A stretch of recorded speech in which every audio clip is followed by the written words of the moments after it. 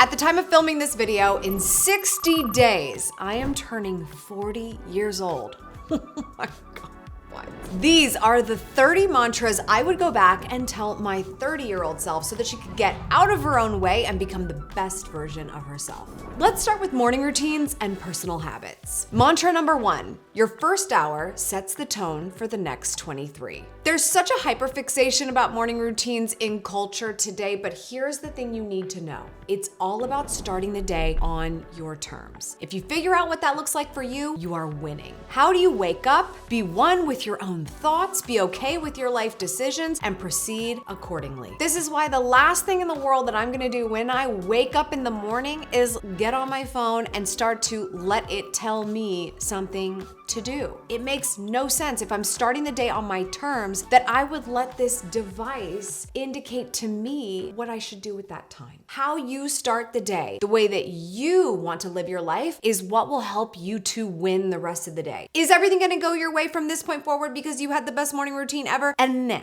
But because you saw the opportunity to say that I can be the lead decision maker, the CEO, the person in charge of my own life, and act accordingly the moment I wake up, I am gonna be a bit better off when the big decisions of the rest of the day come my way. So how you start the day is so powerful. I don't care what you do. I don't care if you pour Saratoga water into a giant bowl. If that's your thing, rub a banana peel on your face. Cool. I'm more of like a wake up, go wash my face and moisturize, then drink some lemon water so that I can hurry up and have my first cup of coffee kind of girl. Do you, but take ownership of that first hour so that the rest of the hours, the ones you wish were different for some other reason, they're more likely to be impacted by someone like you who's getting better at making decisions, creating systems, and following through. Which leads me to mantra number 2. Daily discipline delivers lifestyle freedom. The feedback I've gotten the most often about all my crazy habits and morning routine things is that there must be so much rigidity in my life that I don't have any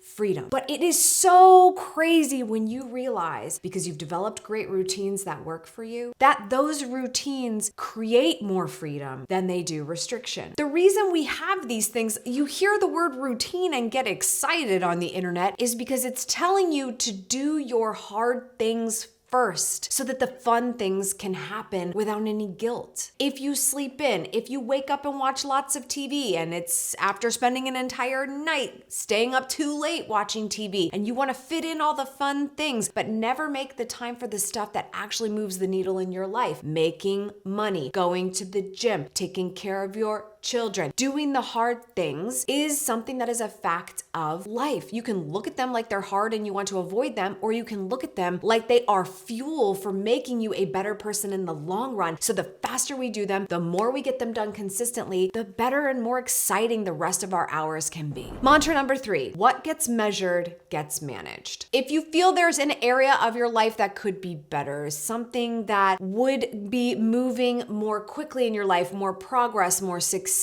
less failures, it probably has to do with the fact that you're just flying by the seat of your pants and you definitely are not keeping track of anything. Do you want to manage your time better? Stay tuned for a mantra and a little bit on that. But are you tracking it? Do you keep track of your hours, your minutes? Do you pay attention to what you're doing and where you spend your time so that you can get better acquainted with what you are actually prioritizing? You can tell me what your priorities are, but if I actually saw your time spent outlined on a spreadsheet or a calendar, I would be able to be more clear on what you're following through on when it comes to priorities. But what else do you want to manage? Do you want to manage your health better? Are you tracking food? Are you tracking your hours in the gym? Are you tracking your reps? Are you tracking your weight? Think of the things that you wish you were better managing, because by the way, least sexy word ever. I can't wait to manage something. Nobody actually means that. But if you mean it, it's because you desire better in your life, so we have to keep track of what is the state of now. Not better than it is, not worse than it is the state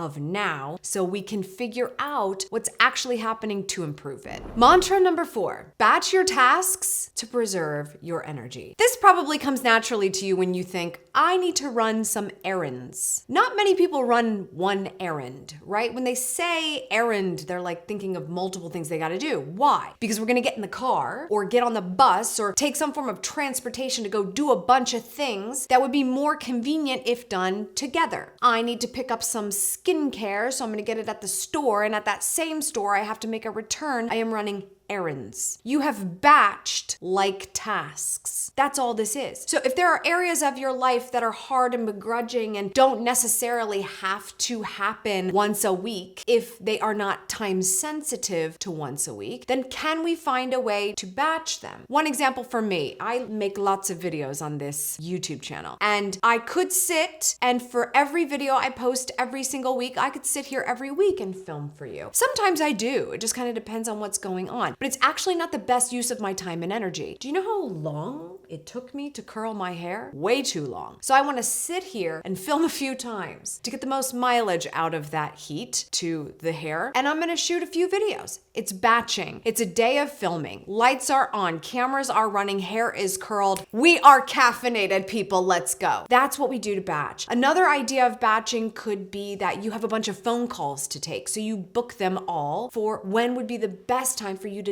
jump on the phone. I have my assistant make sure to book things for me if I have podcast interviews or phone calls or conference calls I need to get on. I want them back to back. I don't want to film this video right now and be like, oh, I gotta hurry up and get on a call. That is not keeping my energy at peak performance for all tasks. But if I'm talking to a bunch of clients on the phone back to back to back, I get better with each call. I am engaged. I am in flow. Find the opportunity in the consistent things you do time and time and time again. Make it easier on yourself by batching all of those things getting done at one time. Mantra number 5, your phone is a better tool than a master. How many times do you pick up your phone and go to it just to help you be less bored, feel a feeling, do something, find something to put your intention into? What if I have an important email? I happen to be available with nothing but my own thoughts right now, so why don't I open my email inbox to be given a different feeling, good or bad, and potentially a task that I must do right now, because if I don't, I won't remember it and it won't get done because this is the moment I decided to check my email in line at the grocery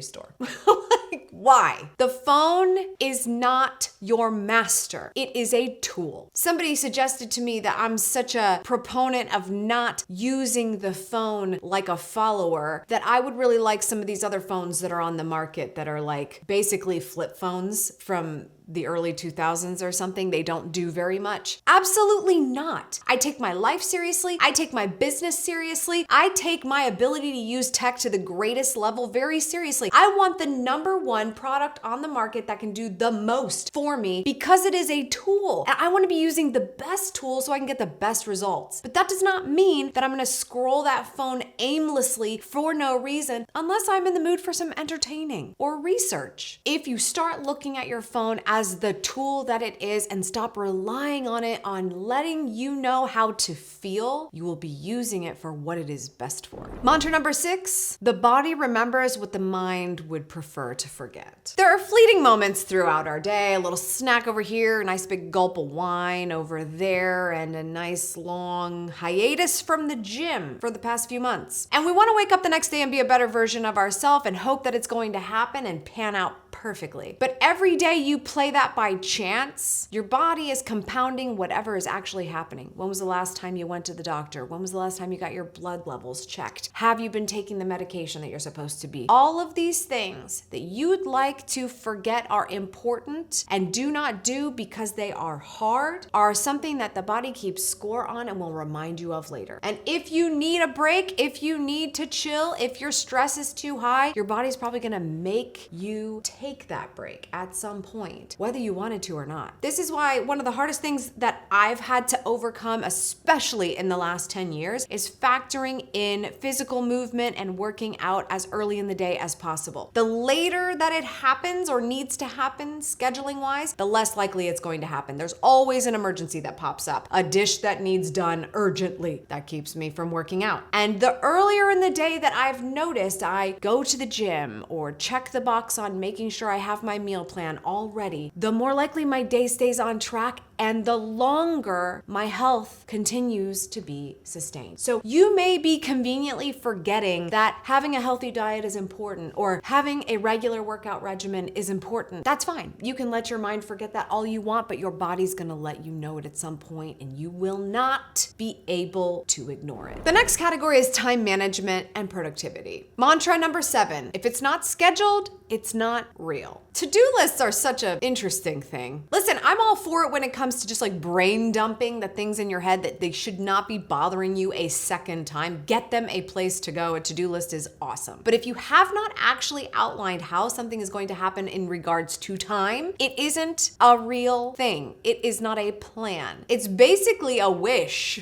Like, whoo, wish that was done. Who's gonna do that over there? Start to look at your to-do list as a list of appointments. It's amazing how quickly, if you let it, that something on that list is going to indicate to you that it should absolutely not be an appointment. It's stupid, it's irrelevant, it's delegatable, it's deletable. And you can start to make that distinction when you actually take those items and schedule time for them on your calendar. You're just not going to bring yourself to do it for the things that do not matter. But the things that do, when you ask yourself, when am I gonna write that book? When am I going to make time for the gym? When am I going to become the person I know I have the potential to be? When you face that head on and you actually factor it into when is my energy level going to be conducive for this so I can schedule it on my calendar, that's problem solving that will change your entire life. Mantra number 8, plan tomorrow today. Now, I like to keep this simple. I actually hope tomorrow is planned even a little bit further in advance so you're not freaking out at the end of the day. But the point stands here on a little strategy I call the win list. I plan tomorrow today by writing down a list of 1 to 3 things that if I do them, I will have won my next day. I don't wake up and aimlessly float around hoping that life's gonna figure itself out. I know what my important things are, the hard things. If I can do them as early on in the day as possible, I will feel very accomplished. I will win. They may not need to be a part of my morning routine, but they may need to get done as early as possible. I write that list so I can hit those hard things head on. There may be just one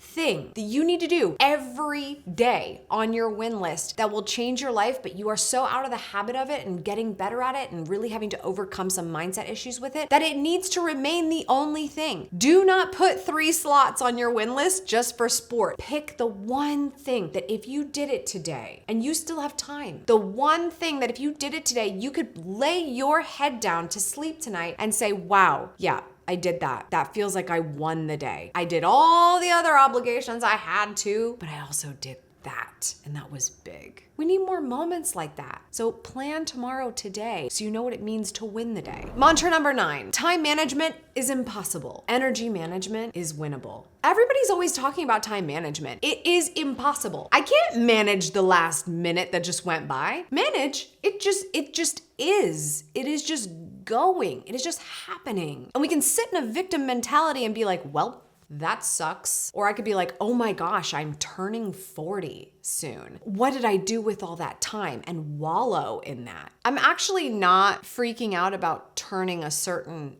age. I just look at it as, oh my gosh, thank goodness, because I have learned so much in these 40 years. I can't even imagine how much better of a person I'm going to be when I'm 50, because I am so grateful for what I have absorbed and learned in the time that I've had. And I know that sounds so hokey and annoying, but truly it changes your life when you stop looking at it as, how can I manage this time? And instead, how can I be fully immersed in it and love it? That's gonna be energy management. Do you wanna have more fun? Do you wanna be happier? Do you want things to be different? Then figure it out. Make it the problem that you solve. You're not trying to solve a time management problem. You're trying to solve a I want to love my life problem. Because if you don't, it is a problem. Where do I get my best energy? How can I refill on that energy? How can I spend more time doing things that give me energy? How can I do the things that expend my energy and are not as enjoyable to me, but do them on my terms so that I am not dragging my feet to things every single day? That to me is a life not well lived. If you are dragging your feet to wherever you're going every single day, you only live for what? Saturdays? That's sad. And that is not where we want to be. If you're in a time management mindset, you're in a scarcity mindset. If you're in an energy management mindset, that is abundance. That will change your life.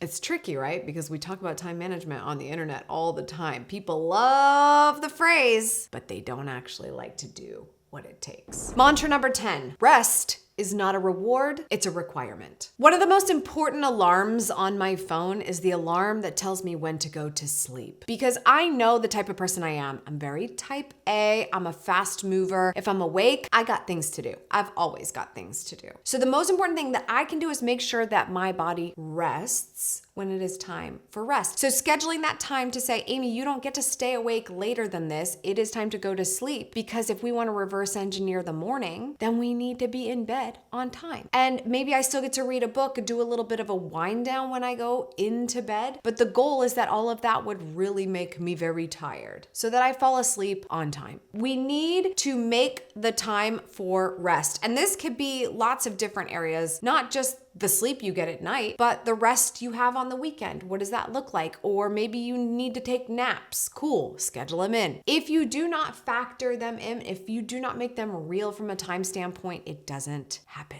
This is how we end up staying up all night long, watching either a sporting event or binge watching a television show. It doesn't even matter. You don't care to know the deadline, and so therefore you don't get it. You don't get the rest you need. Your body cannot rehabilitate accordingly. Schedule your rest, or your body will let you know that you need it in the worst way. Mantra number 11, strategic thinking needs its own appointment. I was listening to a podcast with Naval Ravikant the other day, and I love how he talked about, he doesn't even have a calendar. Like, he has no calendar. That is how much he's like, do not schedule me. I don't know how he even got to the podcast interview on time, because apparently he has no calendar. He doesn't wake up to any alarm.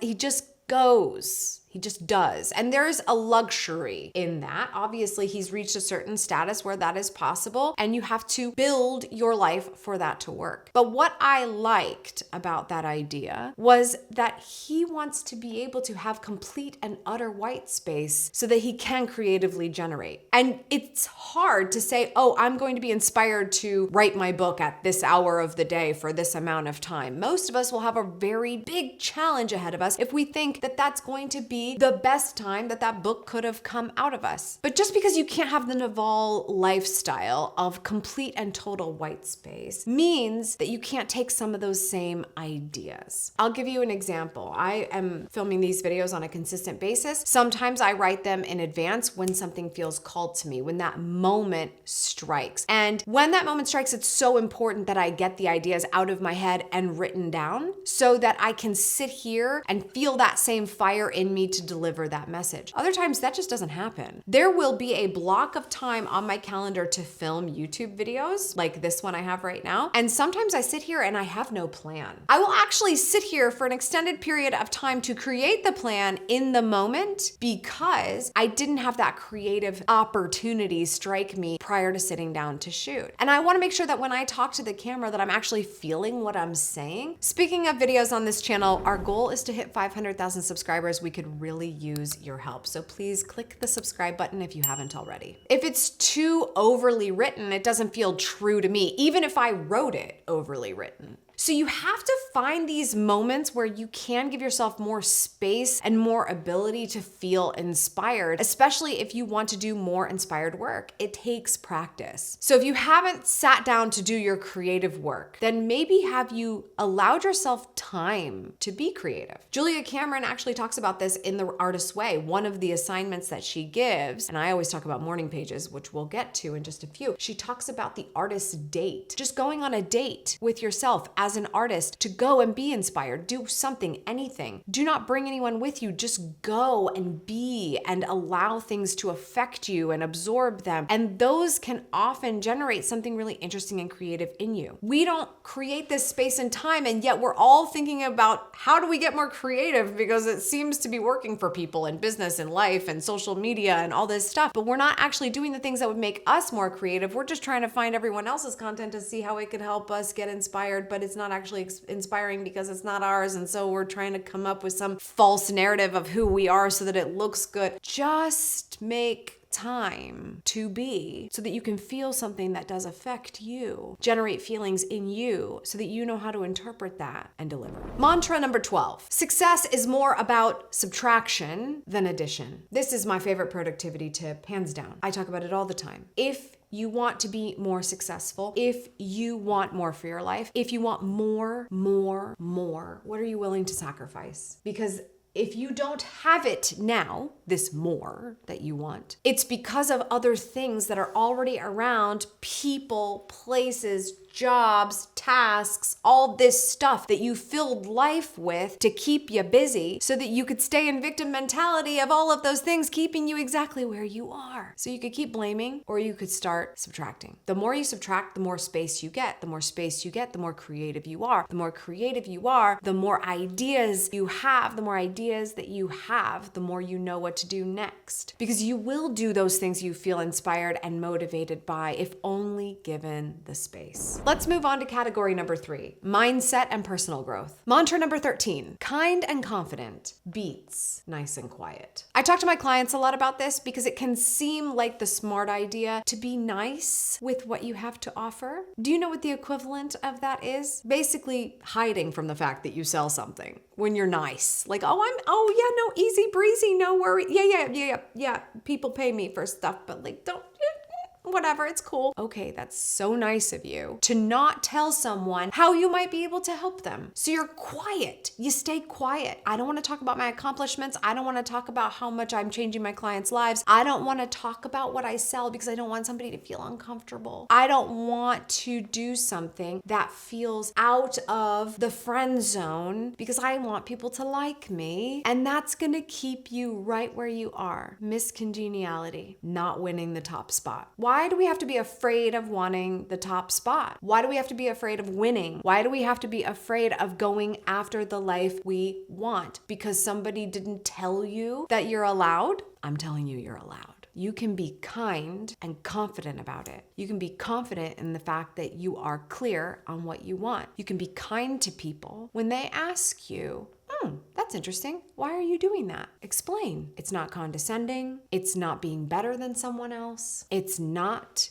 being nice because your kindness could potentially help somebody else be better as well. Even if you're just sharing that you're doing a little challenge to improve your health, you're not bragging. You're not talking about something that you just are all talk and no action on. Somebody inquired with you about how you're making a change. And because you were inspirational enough to share, you might be able to affect that change on someone else. Stop being nice and quiet about the things that are supposed to change your life. Because if they're going to change your life, they have to affect lives outside of you, which means you need to get used to sharing a little bit more of you. Which leads me to mantra number 14. No one cares. I know it's the craziest thing. I just told you to just get used to sharing a little bit more of yourself because it's so important that others are able to be benefited by you and your positivity and how you want to be better and how you're imperfect, but you want to change that as much as you can within reason. And then the wrong person hears it and they let you know how stupid that is. Whether it's a social media comment or somebody close to you in your life because they feel that they can say anything to you because they've earned that right by knowing you for all your life, that they know who you actually are. Here's the truth of it. No one cares. People can have lots of opinions of you right now, but in all actuality, everyone's so worried about themselves. What they're actually saying to you is more likely a projection of what they see wrong in their own life, and they're letting you know because they're so smart and they know what's wrong and they have to tell you so they can make you better because they have your best interest at heart. But all the while, no one actually cares. Every single day that you go to the gym and you make yourself better, no one cares. You're still the only one that's going to hold your hand to get you there. That was funny. You cannot let yourself get consumed by what outside opinion is going to think. Because guess what? You have the audacity to make this change that is supposed to affect you for the rest of your life. It means you're gonna have to be diligent and stay on routine, stay consistent, have that discipline every minute of every day. Meanwhile, someone is sharing an opinion they're gonna have of you for a millisecond. That makes no sense. It makes no sense, and we just get so fired up about it. It's so frustrating, and I do it too. I'm not perfect. I get people's opinions, and I'm just like, how dare you? How dare you? No one cares. Let them have that feeling right now. Let them share that opinion. Let them get it out, because they're probably actually talking to themselves. Be that person for them right now, and then move it along. Not gonna make a bit of difference unless you let it. Mantra number 15, mental clutter needs a trash receptacle. So you wake up in the morning, you're like, I don't want to do this thing called the day. I don't feel like it. You've got all the bad dreams and mental yuck and grudges and worries and stress that just annoys you to start. And you're supposed to be a great, excited, positive person that's creative and doing your best. It doesn't compute. One thing you can do is meditation, right? You sit and you let the thoughts exist, and you're just giving yourself space to notice that you are not the thoughts just are there. And if you can get really good at that, it's amazing. Another thing you can do is Julia Cameron's practice of morning pages. Everybody thinks morning pages is like this elegant journaling that hopefully our grandchildren are gonna read someday. No. Morning pages would be best served to be tossed into the fire once you're done. When you write morning pages, it's 3 pages longhand. You have to write on paper whatever you're thinking and just anything. Just go, write. Get it out. And then when you're done, give it a trash receptacle. If you want to toss it in the fire, if you want to actually throw it in the garbage can, that's good. But even if you just keep a journal of your morning pages, you've given the mental clutter a trash receptacle. Here you go, put it on the paper. I gave it a place to live. Goodbye. You can't live here. We got other things to do. You can just stay in that journal over there. Give your mental clutter a place to go so it doesn't hold you back. Mantra 16, skip the line, feed your mind. There are so many ways to feed your mind. By the way, include social media. Maybe you have your social media feed customized so that it's lots of motivational videos or things that get you excited or creative, stuff in your industry that you love, just things that get you excited, make you laugh. Maybe it's a generative place for you. Personally, I find reading books is like feed your mind to the 100 millionth degree. I want the oldest books on the shelf by the oldest people ever in the history of the universe to tell me how to do life, because we're so muddied up by the details of all this stuff happening in this day-to-day of this generation. I want to know, just like at a basic level, what does success look like? And every time I feed my mind with an amazing book, especially to start the day, I'm a better person walking out that door no matter what I gotta do. So if you want to skip the line, which means get the shortcuts, there's such a thing as a shortcut. Read a book. By the way, the best Instagram videos and tweets and whatever probably came from a book. Somebody said it at one point. It was probably regurgitated a million times into a new idea, but it came from a book. You can skip the line. You can take a shortcut. You just have to be open enough to learn from somebody else's experience and say, that could work. Skip the line. Feed your mind every single day. Mantra number 17, recognize excellence rather than envying it. I've often heard people refer to the word perfect when they see somebody doing something well, like, oh wow, her life just seems so perfect. Or, oh, I just love the way she does that. It just, everything she does, it's perfect. Perfect is this nice label that we put on things when we don't want to unpack the fact that it's totally achievable if we wanted it badly enough. By calling it perfect, we're saying somebody has better circumstances. We're saying somebody was already teed up for that success. We're saying it comes natural to them. There's no way I could do it because I don't have this, that, or the other thing that they have going for them. And by categorizing it that way, that perfection, there's a little bit of envy in there. Like, too bad I don't have those other things going for me. Otherwise, I wouldn't call it perfect. I call it perfect because it's aspirational to me, and yet I've already decided I can't have it. When you notice that's the case, write it down. Ooh, what's written is remembered, what's remembered is acted upon. And if you write down something you envy a little bit, or somebody having something a little too perfect, or maybe even keep a jealousy journal, you've actually got a list of things that you want. Do you want them bad enough? Do you want to actually go after them? Instead of calling them perfect, recognize the excellence of it. Wow, she is excellent at that craft. She has done a great job. She's become excellent. She's become a master. When you say it that way, you completely reframe the aspiration. You reframe the goal and you say, wow, if she could do it, what about me? Mantra number 18, celebrated wins were first defined. Something I like to talk about is the victory protocol. And that is, if you achieve this goal, what are you gonna do to celebrate? It's so easy to just say, oh, I want to have this thing in the journey happen and it go well for me, yay, yay, yay. But if you don't actually have a reward on the back end of it, you probably won't stay focused on it. If you don't know why you're doing something, why are you gonna wake up and do it every day? So have a victory protocol. What are you going to reward yourself with if you do make X happen? Do you have a gym goal? Do you have a business goal? Do you have a relationship goal? I don't care what the goal is. If you want it for some reason, what are you gonna do to celebrate it in the end? Wanna move faster towards your goals? That's it. That's the whole thing. And that leads me to my next category, organization and systems. Mantra number 19, systems outlast motivation. Everyone's always looking for motivation. It's hilarious. First of all, it's everywhere. Motivation is everywhere. Just Google it.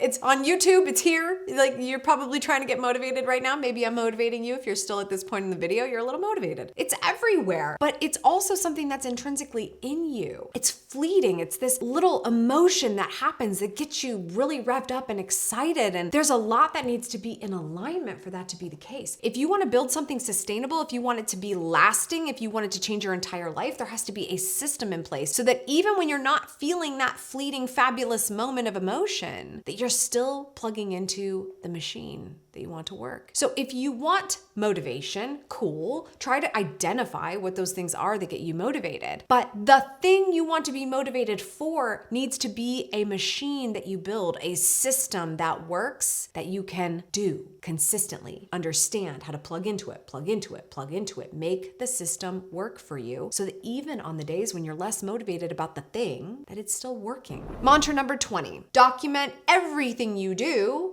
more than once. If there is anything that happens in your life on a regular basis, it could be grocery shopping, it could be filming content, it could be sending certain kinds of emails. If there's anything that happens super consistently to the point that if you had a step-by-step list of how to do it, anyone could do it, then make that step-by-step list so that anyone but you could do it. It seems ridiculous, right? Probably the easiest thing to point to would be a house cleaner. Lots of people have them, lots of people don't. But the reason why lots of people are starting to have them is because they realize they don't want to do the thing that is really easily delegated to someone else, especially someone else who's way better at the thing, that has better tools, that has better know-how, that has better hacks, better tips. I'm not trying to become a professional cleaner. That's not on my list. But I love the people who are, and they get every penny of thank you from me because my family is happier and healthier the fact that they are a part of our lives. Anything you do, anything, I challenge you to come up with one thing today that you do on a weekly basis that could easily be done by someone else if you stop saying, I'm the one that has to do it. If you just created a list of step by step, how does it work? Where do you get the things? How do you do it? Where do you put it away?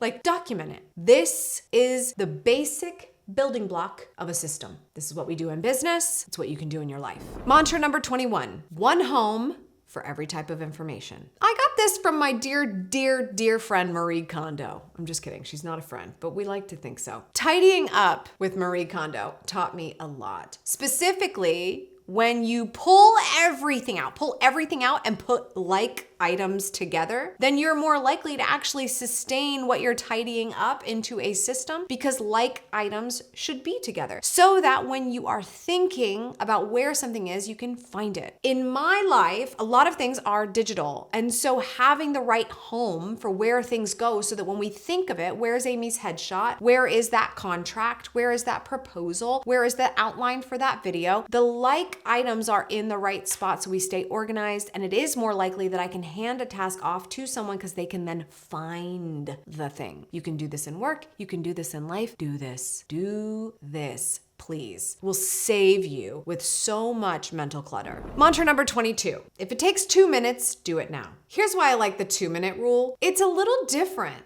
than the 5-minute rule, okay? I know, like, if I think something that needs to take 5 minutes, it's probably more likely to lead to other tasks that are gonna make it take more than 5 minutes, which we do not want. Like, if I have to pay a bill and that's gonna take me 5 minutes, I go to pay that bill, then I'm looking at money, then I'm looking at other invoices, then I'm looking for a previous receipt, then I'm curious about how we were charged that much. It turns into much more than 5 minutes, okay? So that's why money on my calendar is a time block. But if something takes 2 minutes, I know it takes 2 minutes, it probably really does take 2 minutes or less, like unloading the dishwasher. Get it done. That is just like a solid system that needs to be in place. Unload that dishwasher, because the entire reason why you hate your kitchen is because the dishwasher is clean, and so therefore, oh great, the dishwasher is clean, so we put dirty things in the sink. No, not great. Problem. This is where the problem begins with tidiness in the house. What are the things that take 2 minutes? Do them now. If you do not have an active block engaged, I'm not gonna go unload my dishwasher right now, and yes, it does need unloaded right now because I'm in the middle of another time block. But if you have the ability, because you have the space open, to get something done that takes 2 minutes so that you have less mental clutter, it will change everything. Your systems will be on point. 2 minutes or less, get it done. Mantra number 23, templatize to systematize. One of the ways that I talked about earlier with documenting everything that you do often, is to create a template. Usually when you see what the basic steps are, there's a way for you to guide somebody with, what is the fill in the blank here? Especially with recurring communication. I send out a lot of reply emails to people who are asking me for a lot of the same things. So we have a template for how we communicate with those people so that we do the best possible job no matter what or when or how anyone's feeling. If somebody reaches out to me about a brand deal, if somebody reaches out to me about coaching, if somebody reaches out to me about you name it, we have a template so that that recurring communication has a standard way of responding to it. Templatize to systematize in every area of your life. Do you have a template for the things that happen often in your life? Not just work, but the things that you often do, or the things you are often asked, or the things that you often have to show up and provide for. How can you create a template so that you can tap into it a lot more easily to get it done much more quickly? And mantra number 24, your physical space affects your mental space. Everyone is different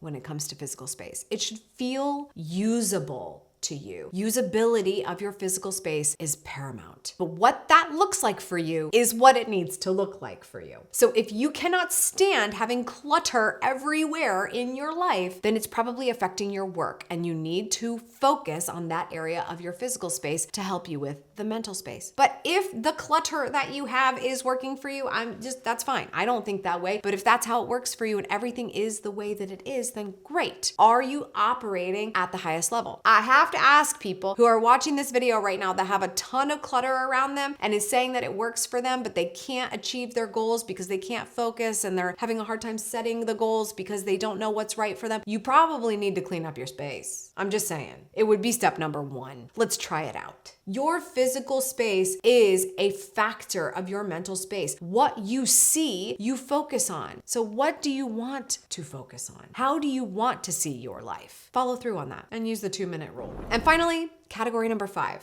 relationships and connection. Mantra number 25, create your personal board of directors. Outside opinion matters. It's just a matter of how much and on what. What we do is affected by what other people are showing us around us. So we need to know who we can rely on when it is time to get the outside opinion that is necessary. If you're held up in your business, you need a business coach like me. If you want to be able to talk to somebody about a certain area of your life, like I like to play tennis, who do you have in your life that you can talk about tennis with? If you're learning a foreign language, who is your person to be immersed in that language and have a conversation with, because they're gonna help you learn faster than any app ever will. I have someone on my personal board of directors that I talk to about the Real Housewives. I love it. She loves it. That's what we talk to each other about. It's a great pillar of our friendship. Who is on your personal board of directors? Who do you lean on for those things that you really want to talk to somebody about? about? Who do you lean on for those key things that you need someone to talk with? But it needs to be the right person for that sounding board. If you were told by your parents to go to college and get a master's and go and climb the corporate ladder, and then you want to go to them to talk about your entrepreneurial venture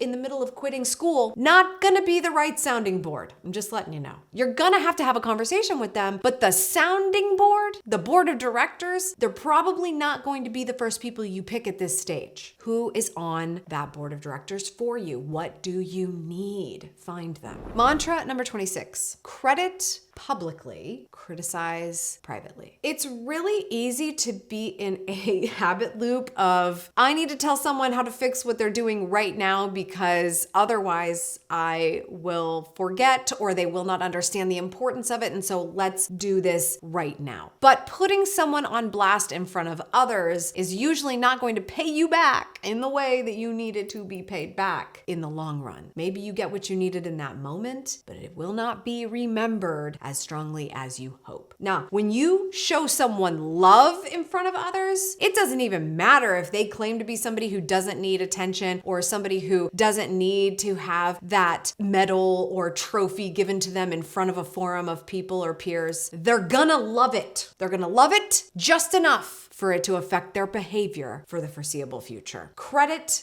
publicly, get used to it, learn how to do it, because it does not do anything but help everyone. And isn't that cool that you could do that? And when you criticize publicly, you get the complete opposite. Mantra number 27. If you want to learn something, teach. It seems counterintuitive that you would try to teach something that you don't quite know yet. But can I ask you something? Do you know anything perfectly? Of course not. We're living, we're engaging in this life. We're continuing to pick up wisdom as we go. So you can teach what you know right now, even as you are learning it, because it is going to be cemented in you so much more because of how it's holding you accountable. Do you think I sleep in, do not have a morning routine, procrastinate, and allow my life to be willy-nilly all over the place? When I show up here on YouTube and talk about productivity and living your best life, it would be weird. That would be bad. That would be so, oh my goodness. I would be afraid to meet anyone in public. That would be scary. I teach what I'm learning in the moment because it makes me better. Y'all, I am using you.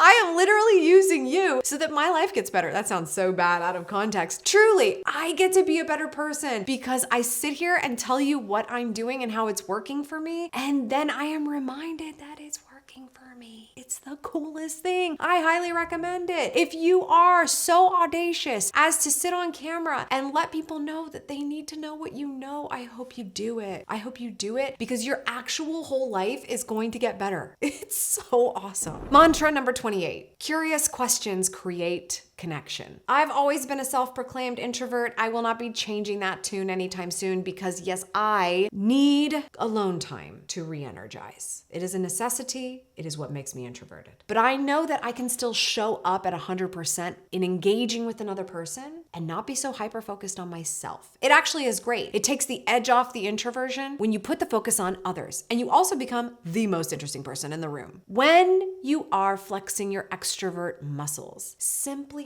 ask questions that would make you sound more curious about another person. Believe it or not, you might actually be that curious. You got to come up with the questions, don't you? If you have something to ask someone, ask them. Let them talk about themselves. Let them run the conversation. Let them lead you where you may go and listen for ways you might be helpful. Not because you need to get on to preacher mode, which I have to work on still, but because you might be able to help them no matter if you're the person or somebody else is. See, a lot of us are stuck in imposter syndrome. We can't actually help anyone because we don't know how we would help them. We're not good at anything yet, blah, blah, blah, blah, blah. Okay, how do you even know? If you're so worried about yourself all the time, just ask people what they need. Somebody might go, everything's great, except I need someone to help me move this weekend.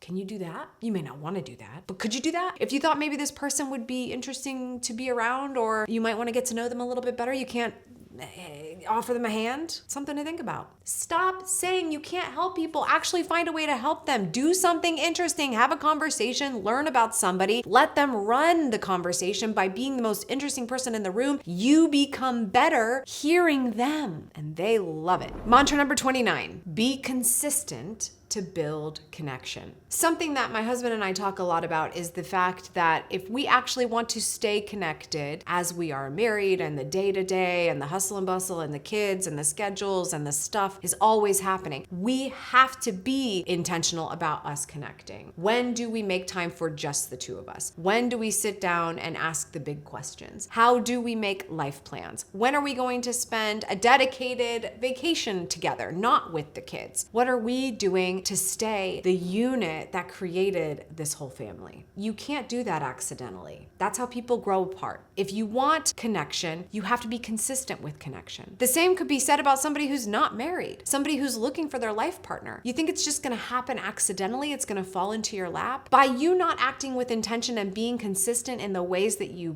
build relationships with people so that they can become more, that's everything. And that shows the type of partner that you will be. How consistent are you in your business relationships? How do you show up for them? How do you ask them how they want support? How do you want to be shown support? What do you do to indicate that? If you want to build connection with people, you have to be consistent. And finally, mantra number 30, be as diligent with the promises to yourself as you are with the promises to others. We're so good at showing up for other people. So good at it. So good at it. You know that phrase, I can do hard things? We always be doing hard things, but it's things that other people asked us to do that we really don't want to do, and we do them anyway. It's amazing. Imagine if you did that for yourself. You can do hard things, even the hard things that are just for you. Make good on those promises just as much as you would for anyone else. Those are the 30 mantras that I would go back and tell my 30-year-old self. If you like this video and you want to find out the 5 a.m. morning routine that transformed my life, click here and I'll see you there.